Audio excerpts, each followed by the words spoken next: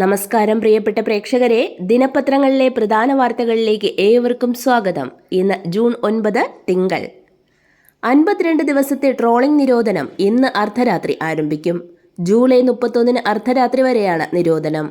പരമ്പരാഗത മത്സ്യബന്ധന തൊഴിലാളികൾക്ക് ട്രോളിംഗ് നിരോധന കാലത്തും കടലിൽ പോകാൻ അനുമതിയുണ്ട്. മീൻപിടുത്ത ബോട്ടുകൾക്കും ഇൻബോട്ട് എഞ്ചിനുകൾ ഘടിപ്പിച്ച വലിയ വള്ളങ്ങൾക്കും നിരോധനം ബാധകമാണ്. 2 ചെറുവള്ളങ്ങൾ ഉപയോഗിച്ചുള്ള പെയർ ട്രോളിംഗും പാടില്ല.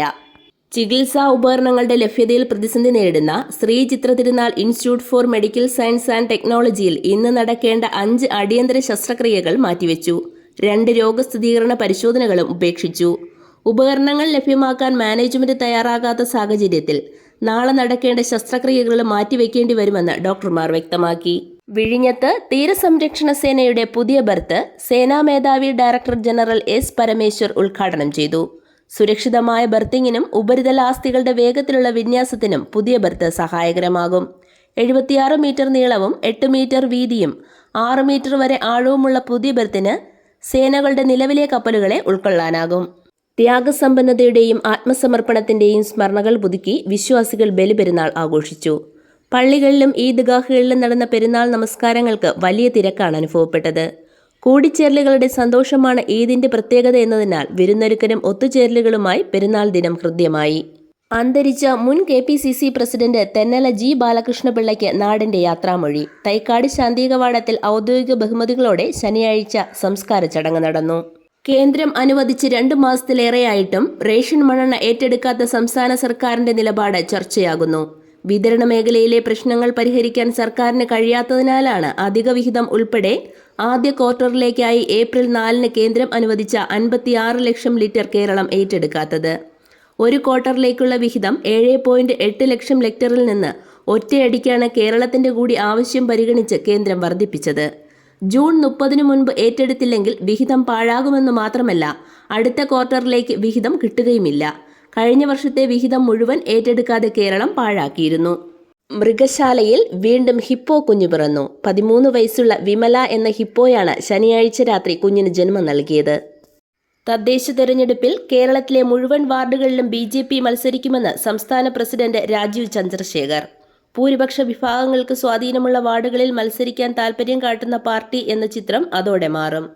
പാർട്ടി അനുവദിച്ചാൽ അടുത്ത നിയമസഭാ തെരഞ്ഞെടുപ്പിൽ മത്സരിക്കുമെന്നും രാജീവ് ചന്ദ്രശേഖർ പറഞ്ഞു. ശുഭാംശു ശുക്ലയുടെ ബഹിരാകാശ യാത്ര നാളെ വൈകിട്ട് 5:52. ഇന്ത്യ കാത്തിരുന്ന നിമിഷത്തിന് ഇനി മണിക്കൂറുകൾ മാത്രം. ആകാശഗംഗയെന്ന് വെളിപ്പേരിട്ട ആക്സിയം 4 ദൗത്യത്തിലേറി വ്യോമസേന ഗ്രൂപ്പ് ക്യാപ്റ്റൻ ശുഭാംശു ശുക്ല നാളെ വൈകിട്ട് 5:52 ബഹിരാകാശത്തേക്ക് പുറപ്പെടും. രാകേഷ് ശർമ്മയ്ക്ക് ശേഷം ബഹിരാകാശത്തെത്തുന്ന ഇന്ത്യക്കാരനാണ് അദ്ദേഹം. 39 വയസ്സുകാരനായ ശുഭാംശു 2006 ഇന്ത്യൻ വ്യോമസേനയുടെ ഭാഗമായത്. 2000 മണിക്കൂറിലേറെ യുദ്ധവിമാനങ്ങൾ പറപ്പിച്ചുള്ള അനുഭവ സമ്പത്തും അദ്ദേഹത്തിനുണ്ട്. 3ാം മോദി സർക്കാരിന് ഇന്ന് 1ാം വാർഷികം. ഭീകരരെ ലക്ഷ്യമിട്ട് പാകിസ്ഥാന്റെ അതിർത്തി കടന്ന് നടത്തിയ സൈനിക നടപടി ലക്ഷ്യം കണ്ടതും പ്രതിപക്ഷത്തെ നേതാക്കളെ ഉൾപ്പെടുത്തി വിവിധ രാജ്യങ്ങളിലേക്ക് പ്രതിനിധി സംഘത്തെ അയച്ചു നേടിയ നയതന്ത്ര വിജയവും അടിസ്ഥാന വികസന രംഗത്ത് വിവിധ പദ്ധതികൾ നടപ്പിലാക്കിയതിന്റെ ആത്മവിശ്വാസവുമായാണ് വാർഷികാഘോഷം. സിന്ധു നദീജല കരാർ വിഷയത്തിൽ ചർച്ചകൾക്ക് താൽപര്യം അറിയിച്ച് വീണ്ടും പാകിസ്ഥാന്റെ കത്ത്.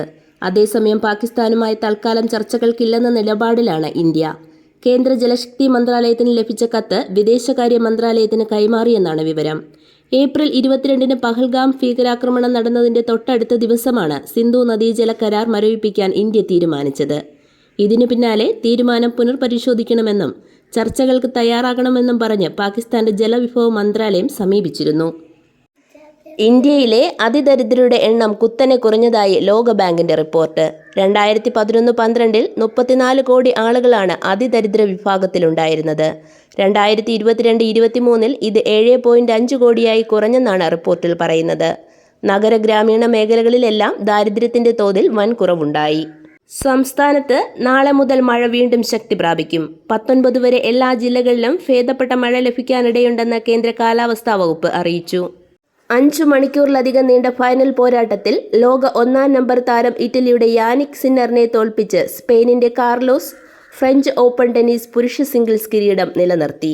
ഫ്രഞ്ച് ഓപ്പൺ ടെന്നീസ് വനിതാ സിംഗിൾസ് കിരീടം US താരം കൊക്കോ ഗോഫ് സ്വന്തമാക്കി. ഇതോടെ ഇന്നത്തെ ദിനപത്രങ്ങളിലെ പ്രധാന വാർത്തകൾ സമാപിക്കുന്നു. നന്ദി, നമസ്കാരം.